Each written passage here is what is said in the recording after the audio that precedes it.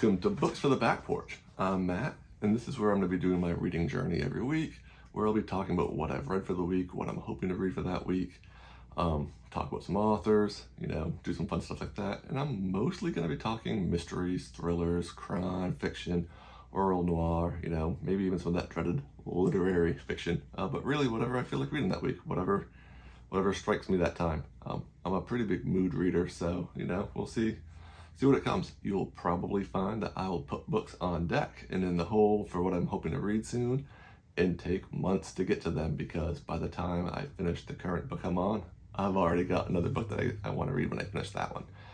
So yeah, just whatever strikes the mood.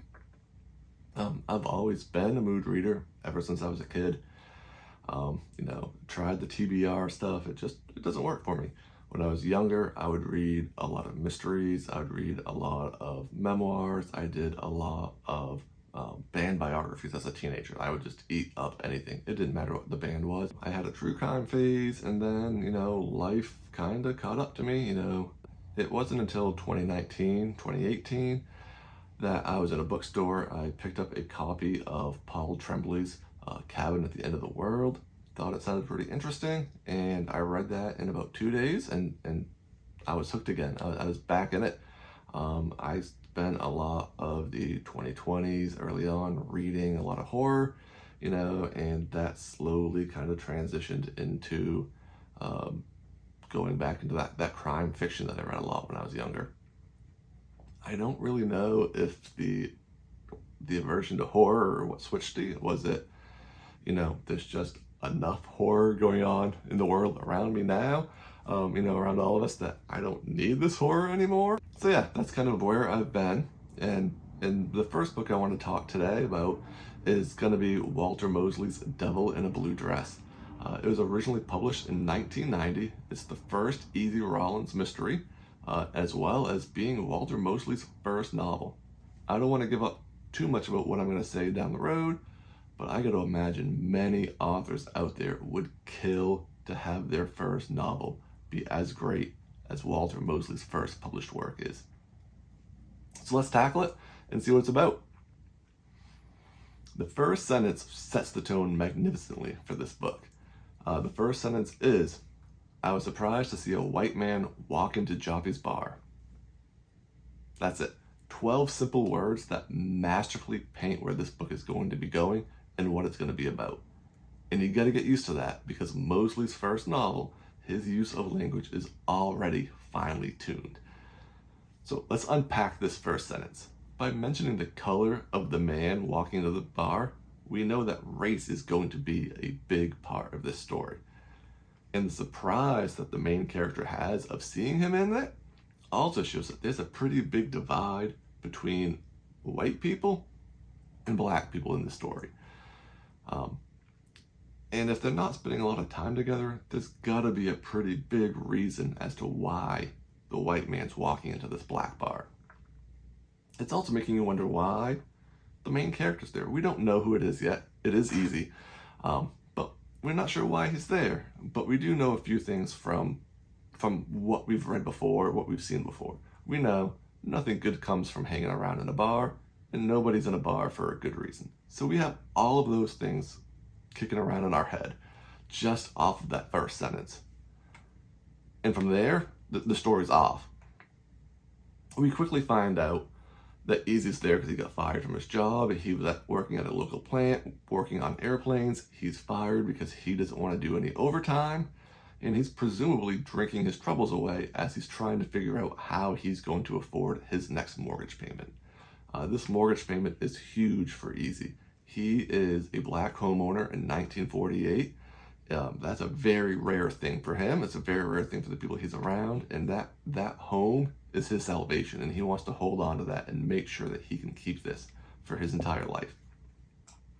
Just so happens that the white man who entered the building, DeWitt Albright, is looking for a woman who's disappeared and has been rumored to be spending some time with the black clubs and the speakeasy that the blacks run, and is willing to give Easy $100, which is his mortgage payment, if he asks around about her and reports back to Albright.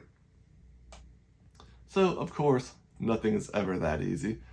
Easy is asking around about her, and he quickly finds out that she's been seen with some of the gangsters that kind of run the town, and they're not really appreciative of somebody asking around about them, what they're doing, and keeping tabs on them.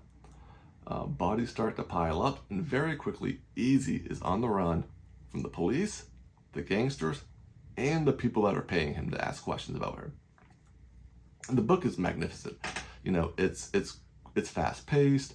Things are constantly going on, and you want to keep going. You want to find out what's happening next. And Easy slowly turns into an out of work unemployed factory worker, and you see that he's starting to kind of enjoy this kind of PI work. And it's laying the foundation for what's going to become of Easy 2, 3, 4, 5 books down the road.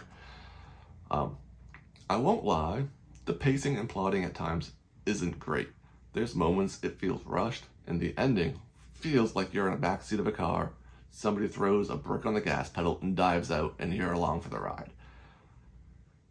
But somehow, those faults, the pacing, the plotting, everything feeling rushed, it's not detracting from the work. You're not thrown off the rhythm of the book. You're not too in your own head about what it is. It all magnificently works well together. There's a reason why there's 15 books in this series, and this first book is laying that groundwork, and you read on this and you're saying, I want to read more about Easy. I want to read more about Mouse, one of the side characters. His character building is fantastic. Every person that you meet in this book feels real. It doesn't matter if they're on it for one page. It doesn't matter if they make it out alive. It doesn't matter if it's a side character, the main character. Every single one of these characters that you meet feels lived, feels real, like they're going to go home at the end of this day and have their own stories going on while you're reading about them as they pop into Easy's life. I mean, that's what you want when you read. You want a world that's lived in. You want characters that feel real, that don't feel like they're just one-dimensional characters, and there's a bunch of real characters in this book. Devil in a Blue Dress is much more than just a crime novel with a quick plot, though. Like I said with that opening sentence, Mosley is starting to weave from the very first sentence throughout the entire book commentaries on racism. And we're not just talking surface level where the bad characters say something racist and that's it. We're talking about racism within a capitalist society. We're talking about living in a post-Reconstruction era where companies and corporations have found a legal way to own black men. We're talking about the lack of personhood, and he sums that up brilliantly with a sentence of, the white workers don't have a problem with that kind of treatment because they didn't come from a place where men were always called boys. Just brilliantly thought-provoking stuff. He's weaving in themes of police brutality, talking about the racism of justice in America, asks questions like, what does justice look like in America? Who gets to say what justice is? Can you make your own justice? And if you decide to make your own justice, can you live with those repercussions of that? There's also some talk in themes of war. Easy was in World War II. He comes back after being able to fight in World War II and fight side by side with white people. Talks about being able to kill side by side with white people, sleep next to white people, eat next to white people, and then come back to an LA that wants nothing to do with black people.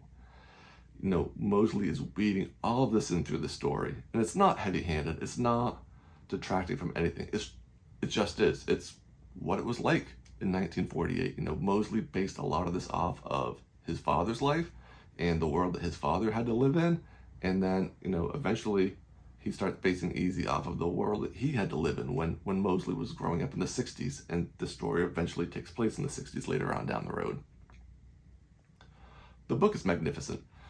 It's one I wish I didn't wait so long to pick up. I've heard a lot about this book, like I said, published in 1990, so it's 35 years old, and I really wish I didn't wait until 2025 to read it. I wish I read this when I was a teenager. I wish I picked this up 8 years ago, because I want to read more of Mosley's work. I want to read more about Easy, and the characters that he's interacting with. There's a lot of promise in this book. This promise of a great character of Easy. He's amazing.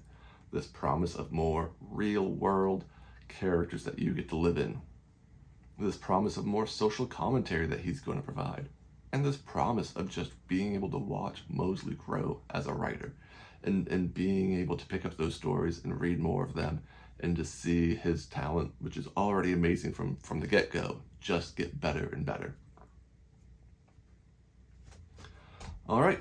One of the other projects I'm hoping to kind of tackle with this channel is I'm looking to read a book from every year of my life with no repeat authors. So, Devil in a Blue Dress, written in 1990, gets the slot right into that 1990 slot for me. However, I can't use Walter Mosley again.